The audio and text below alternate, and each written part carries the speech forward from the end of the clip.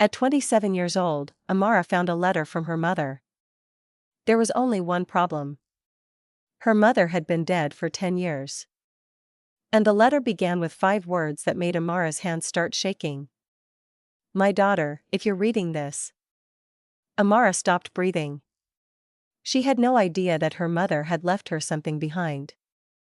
Something she had been waiting 10 years to discover. Amara was 17 when her mother died. She still remembered that morning. The house was unusually quiet. There were no birds singing outside, no sound of her mother moving around in the kitchen. Then her father walked into her bedroom. His face told her everything before he even spoke. Amara. She knew. Her mother was gone. 4 months afterward, Amara barely spoke. Her mother had been her best friend. She was the person Amara went to when she was scared, confused, heartbroken, or simply needed someone to talk to.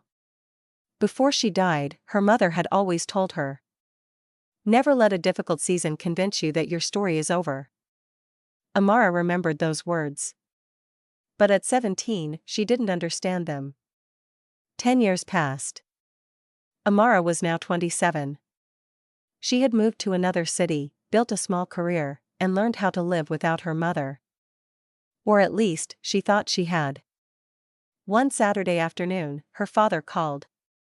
"Amara, I need you to come home." "Is everything okay?" "Yes.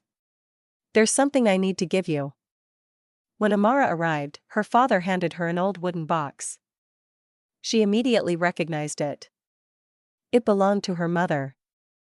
Inside were photographs, jewelry, an old perfume bottle, and several handwritten notes. Then she noticed an envelope.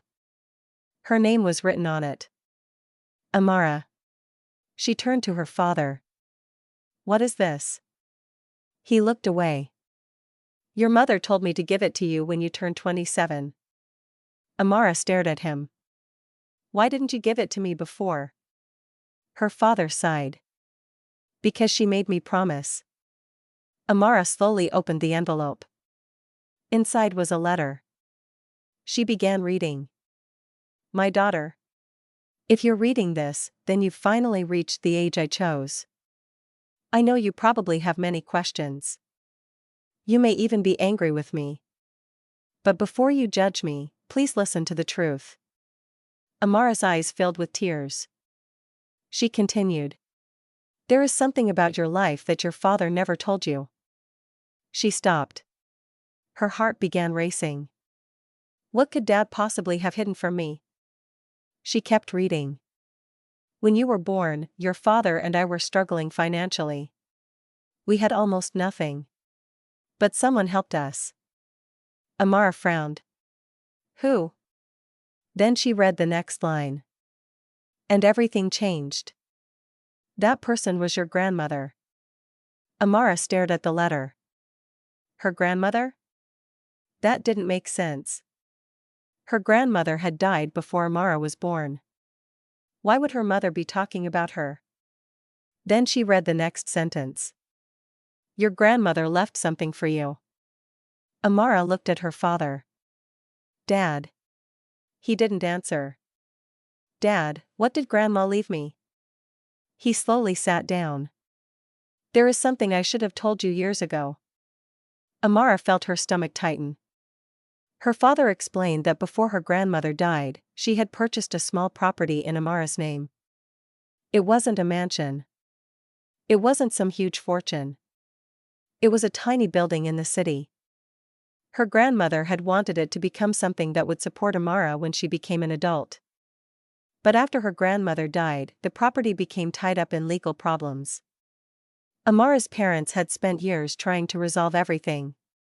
Her mother had eventually succeeded. But she never told Amara. Instead, she waited. At the bottom of the letter, her mother had written, "Amara, I don't want you to think this property is your inheritance. Your real inheritance is the strength I spent your entire childhood trying to give you." Amara began crying. Her mother continued. "There will be days when people tell you that you're not good enough. There will be days when you lose people you love. There will be days when you feel like everyone else is moving forward while you're standing still. On those days, remember this. You are not behind. You are becoming. Amara held the letter against her chest. For 10 years, she had thought her mother had left her with nothing. But she suddenly realized something. Her mother had been preparing her all along. The property wasn't worth millions. But Amara decided to use it to build something meaningful. She turned the small building into a women's community center. A place where young women could learn skills, receive career guidance, and find support during difficult seasons. And above the entrance, she placed a small sign. It read, "You are not behind. You are becoming." Years later, whenever someone asked Amara why she started the center, she always told them the same story. She would take out the old letter and say, "My mother died when I was 17. But 10 years later, she taught me how to live." And that was the day Amara finally understood what her mother had meant all those years ago. A difficult season is not the end of your story. Sometimes, it's the chapter that prepares you for your purpose.